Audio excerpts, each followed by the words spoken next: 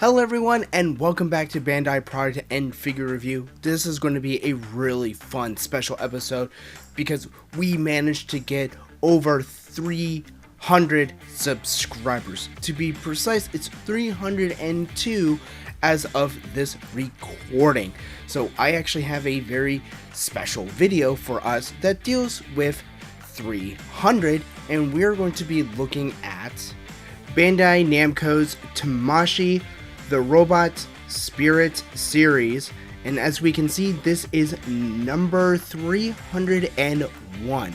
So I thought this was very fitting for us to look at it since we managed to get 300 subscribers.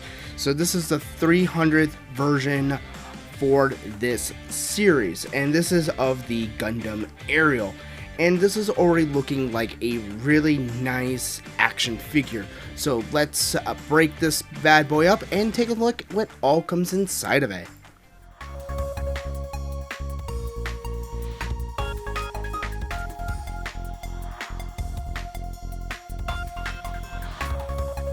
And like always, I just admire the box art that they all come with, and we can see that there's a nice little window that shows us parts of the Gundam Aerial. And yeah, this is already looking really nice. This is one of the more detailed action figures that you are going to be finding, and this is actually fairly new, so this just recently came out, so I was kind of saving this for a special video, and since we hit 300, this is a perfect video to do it, counting that it is 301. So I actually have one more subscriber than the number of models. So let's take a look at the back, because again, like I said, I always love looking at what all comes with this and the different types of posability that this has. So unfortunately, this is all in Japanese. It kind of shows us roughly about everything, and as you can see, I paid about $75 at Hobbytown USA.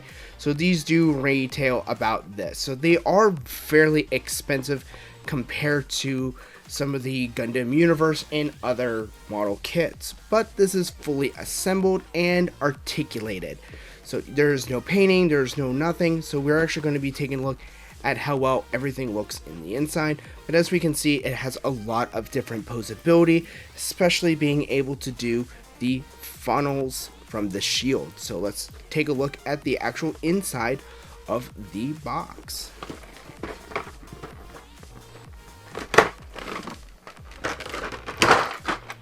So let's just take an overview of everything that comes in the packaging.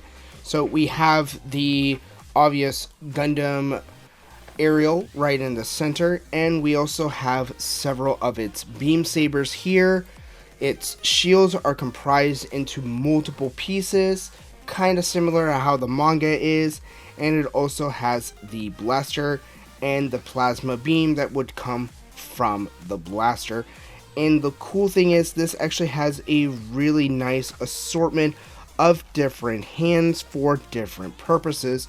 We also have our beam sabers here that would be on the backpack, and it looks like the Gundam V crown is kind of separate from on here, so we might have a couple options of being able to interchange them.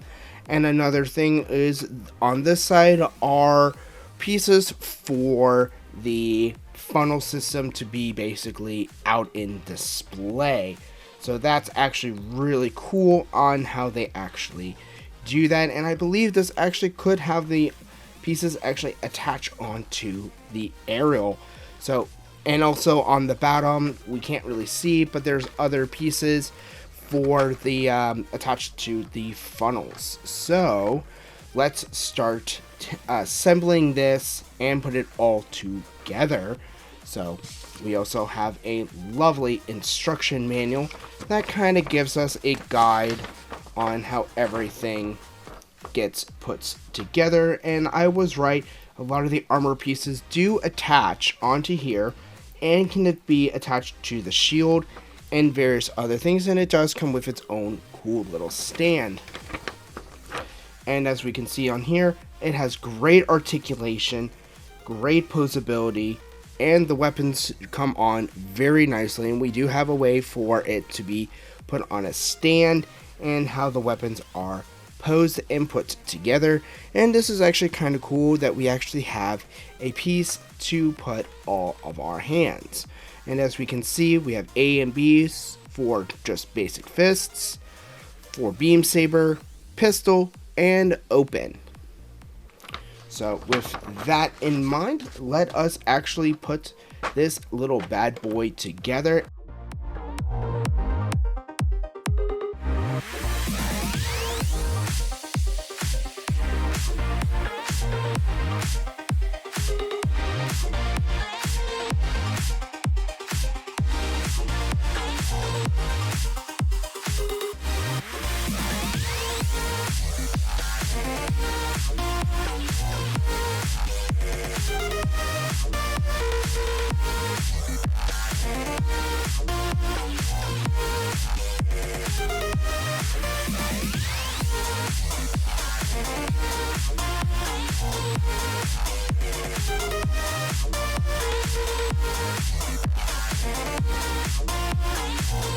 Alright, now we have all of the armor pieces attached to the aerial. So let's go over the articulation and on how all the armor pieces actually function on here. So let's start off with the head. So as we can see, the head can move front and back fairly nice and rotate. So it can do like maybe a 360, but I probably wouldn't want to overdo that very much. Now for the shoulders, it does move fairly well. The articulation does a really good job with doing a 360, and the arm also does a really nice job moving from in and out. And the armor pieces do work really well with flexibility, as we can see here, that it actually acts really well with giving us a greater range of motion. The elbow can bend fairly well. Not all the way, kind of like how you do like a full curl. Fortunately, it doesn't give us a full bend, but the wrist does give us kind of a 360. It is actually on a, you have a little hole here, and the wrist basically pops into here. And that's for both sides of the arms. And for the hips, it does rotate fairly nicely. A nice little forward back, and can rotate at least a good 80 degrees. So it can't do a full twist. You probably could, but I wouldn't risk it. The side armors on the near the hips actually do move in and out slightly, so that's really nice. And the front armor here are individually articulated as well, giving us a really nice range of motion. For the legs now, they do bend fairly well up, giving us a really nice range. The side armor and the front armor do limit how high you can go, but you can kind of bend outwards. So for sideways, that is probably going to be the best you're basically going to be able to do. So not a lot of really super high kicks, as we can see from there, from dead center. But overall, that is really nicely articulated. The knee, this does actually have the ability of really bending really nicely. So for it being in a prone position, you might be able to do fairly good posability and overall posability. Same on this side, it does the same thing. It can bend all the way up, giving us a really good range of articulation for that. And the feet also can rotate front and back, and I believe the armor on the foot can move a little bit, but not too much. And then you have the part for the toe that actually does move, and this is where we can actually see the top armor for around the foot. That works really well, giving us a really nice overall articulation. So Now moving on to the back, we have the backpack, which actually can come off. So we also have the, this is what the backpack looks like. We can actually move the beam sabers part up and down. It's on this nice little round hinge, so you can actually do some pretty cool posability with that by having this beam sabers come up closer, and then you can actually have it where it looks like it's going to grab it. So that's actually kind of cool how you can actually have it look like it's about to pull out the beam sabers. And overall, this is looking really nice. The only thing that I noticed, or I'm kind of disappointed, is that it's not in its activated form. So on the box, it kind of shows us with like the red. Fortunately, this is all black.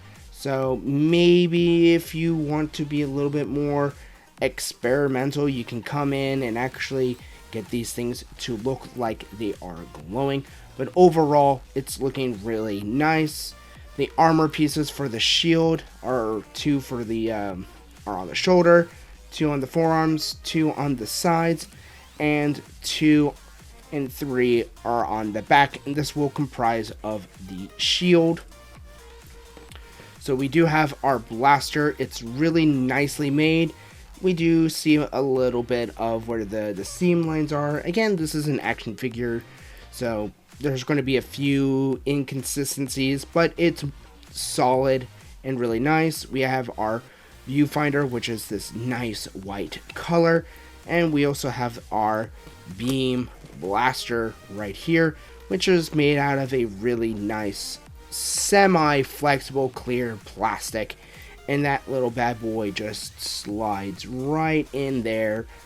And now we have our beam saber slash blaster energy sword.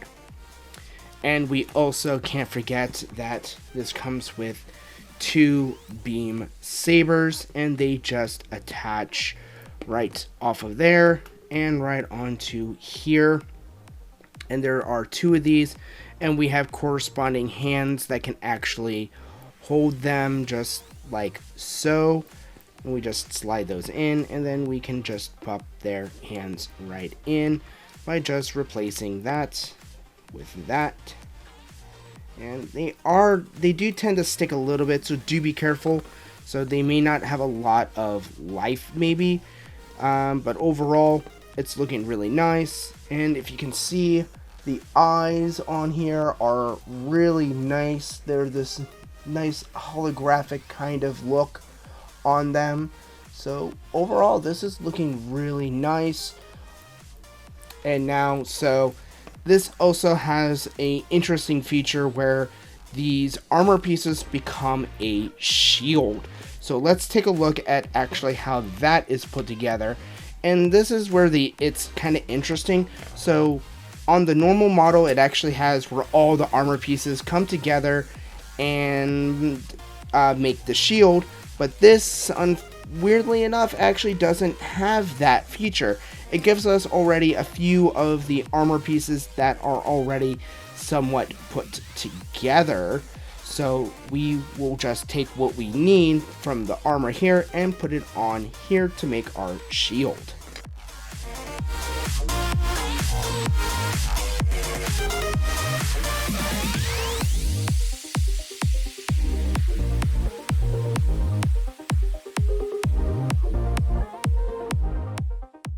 And there you have it. We have our Aerial's shield right here. So this is already looking really nice, and we can see that it's somewhat posable on here. And we also have our nice little peg right here that will just attach to one of the arms. So we'll just slide that right in, and there we go. So now we have our Aerial's shield, and we have its blaster, which we can just now put right on here.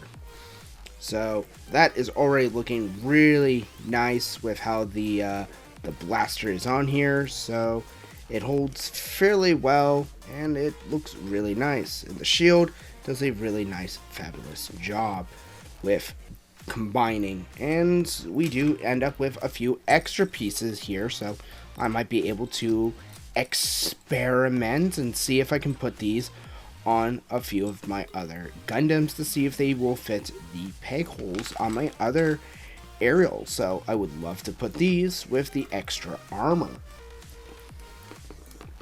And since this is going to be a very special video, we're actually going to do a size comparison for the Gundam Universe, the high grade aerial, and the 1/100 scale, and we'll take a look at all the sizes on our little thing once we get closer to the end of this video.